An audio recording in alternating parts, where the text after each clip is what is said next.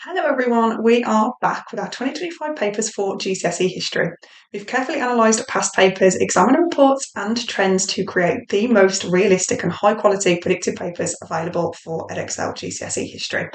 For the first time, we are including full video walkthroughs for free. So if you get stuck, we will guide you through every question, showing you how to use sources, structure essays, and meet examiner expectations. Our predicted papers offer realistic exam-style questions that follow the Edexcel format exactly, covering source-based essay style and thematic questions too. Practicing with these under timed conditions will help improve your ability to structure answers, use evidence effectively, and develop strong arguments. We've selected key topics based on past trends and examiner reports to help focus your revision, but it is important to cover everything in your own revision too. Don't forget, these are just predictions. If you are feeling nervous about the exam, practicing with these predicted papers will help you structure your response, use historical evidence effectively, and understand what examiners are looking for. But you need to add this in with a revision too. Now in this video, we'll be focusing on paper 1 topics for crime and punishment and medicine in Britain. Use the timestamps to skip to your relevant bits. So first up, we have paper 1, crime and punishment in Britain circa 1000 to present and Whitechapel circa 1870 to 1900. Now this unit covers over 1000 years of law enforcement, criminal activity and punishment. With such a vast amount of content, it can feel overwhelming. Our 2025 predicted topics focus on key areas that are likely to come up, hopefully helping you revise in a more targeted way.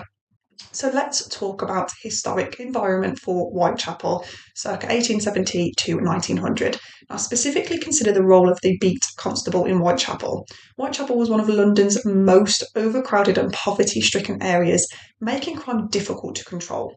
Beat constables patrolled set routes to deter crime and catch criminals in the act, following strict rules on how to observe and move through the streets. Since forensic science was not yet developed, police relied heavily on observation and witness accounts. However, beat policing was not always effective because criminals could learn the constable's patrol timings and avoid capture. If you get a source question on policing, make sure to comment on the limitations of beat policing. While it was useful for minor crimes, it was not effective for catching more serious criminals like Jack the Ripper.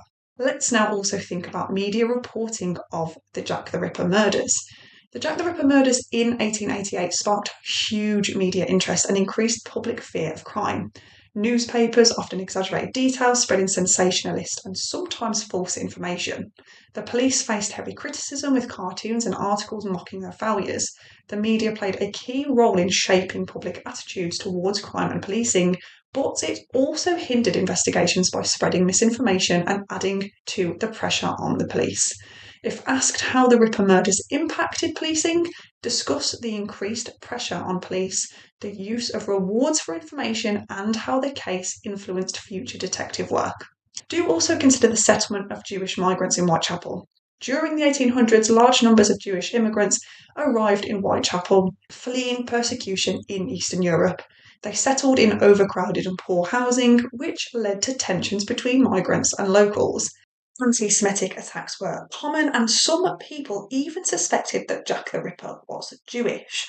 If asked about social conditions in Whitechapel, link the challenges faced by migrants to wider problems such as poverty, overcrowding, and discrimination. Okay, so moving on to thematic study for crime and punishment, we've got circa 1000 to present. The thematic study focuses on how crime, law enforcement, and punishment changed over time. Look at the Bow Street runners and law enforcement changes, the 18th and 19th century versus modern policing. The Bow Street runners, created in 1749 by Henry Fielding, were London's first organised police force.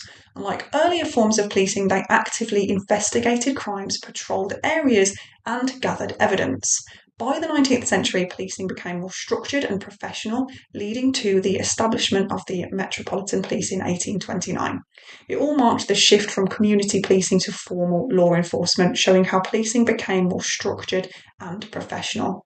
If asked about how policing changed over time, compare the 18th century methods, which were community-based and had no uniforms, with modern policing, which includes forensic science, training, and specialist units. We then have attitudes towards witchcraft, 1500 to sort of 1800. Between 15 and 1600, witchcraft was considered a serious crime and was punishable by death. However, the Witchcraft Act of 1736 decriminalised it, treating it as fraud instead. This shift in attitudes was driven by scientific advancements and growing scepticism about supernatural beliefs. It serves to show how religion influenced crime and punishment, and of course, reflects the impact of scientific and intellectual changes on law. If asked why attitudes towards witchcraft changed, mention the impact of the scientific revolution, the decline in religious superstition, and new legal reforms. Next here, look at how punishment changed from 1000 to 1700. Medieval punishments were often brutal and public, including executions and mutilation. In the early modern period, that's 1500s to 1700s, punishments focused more on deterrence, such as transportation to America and the introduction of the Bloody Code, which made many crimes punishable by death. If asked why punishments changed, discuss the introduction of new laws like the Bloody Code, changing attitudes towards crime, and the development of prisons. Now finally here, look at changes in prisons. That's 1700 to present. In the 1700s, prisons were dirty, overcrowded and unregulated, and as we move to the 1800s, reformers like Elizabeth Fry and John Howard pushed for better conditions. From the 1900s to present, focus shifted towards rehabilitation with education, work, and mental health support in prisons. But why is this important? Well, it highlights changing attitudes towards criminals, so punishment versus reform, and it shows how social attitudes shape the justice system. If asked about prison reform, mention key reformers like Howard and Fry, and link it to wider changes in punishment philosophy. Okay, that is everything for crime and punishment. Let's now move on to paper 1, Medicine in Britain, circa 1250 to present, and the British sector of the Western Front, 1914 to 1918.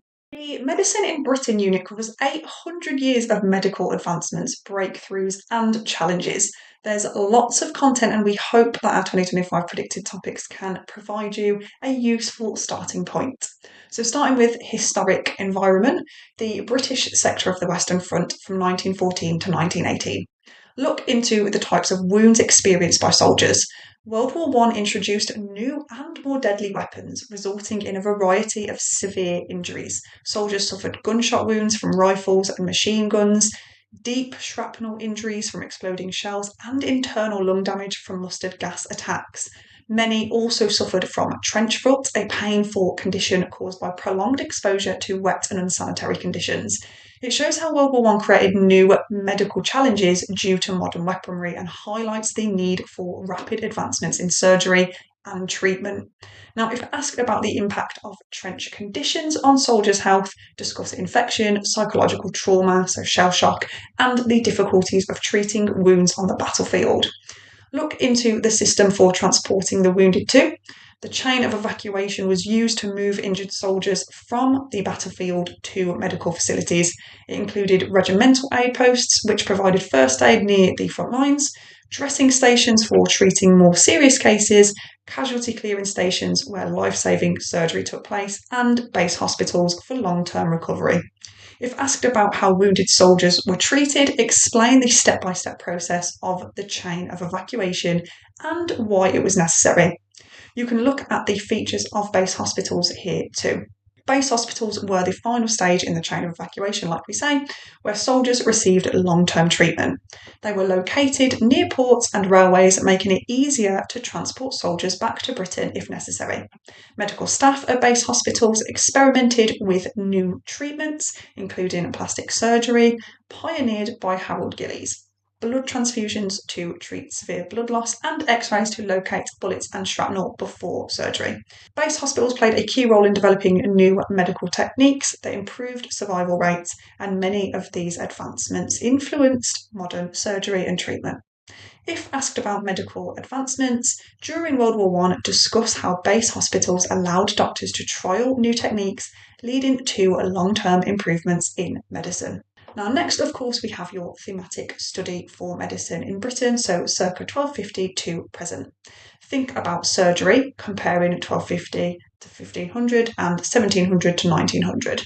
In the medieval period, surgery was basic with obviously no pain relief and high infection rates. By the 19th century, medical advancements like anaesthetics, chloroform, and antiseptics, carbolic acid, made surgery safer and more effective.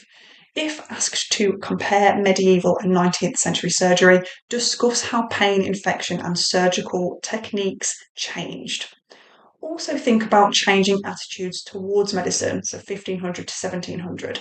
Before 1500, most medical knowledge came from Galen and the Church. The focus here is on why attitudes began to change and should involve consideration of the impact of factors such as humanism, the Protestant Reformation, and the invention of the printing press. The scientific revolution introduced new ideas too, including Vesalius's discoveries about human anatomy, Harvey's work on blood circulation, and the invention of the printing press, like we said, which helped spread medical knowledge. If asked about why attitudes towards medicine changed, focus on scientific discoveries, the printing press, and the decline in the Church's influence. Finally, look at key developments in medicine since 1900, such as the creation of the NHS and medicine. The NHS was established in 1948 to provide free healthcare for everyone, making medical treatment accessible to all. Key medical advancements since 1900 include magic bullets, antibiotics and x-rays, and scanning technology for better diagnosis, and organ transplants and keyhole surgery. If asked about how medical care improved since 1900, mention the NHS, new treatments, and advances in surgery and diagnosis. Okay, so those are our predicted topics. GCSE history is a content-heavy subject, but don't shy away from it. We know that revision is key. Use these predicted topics to help guide your studies, but ensure you revise everything in your specification. To support your revision, download our 2025 predicted papers, watch the free video walkthrough with it, and join our masterclasses and access our night before exam sessions for last minute tips and guidance. Keep revising, stay confident, and hopefully you can go into your exam prepared and ready to succeed. Good luck.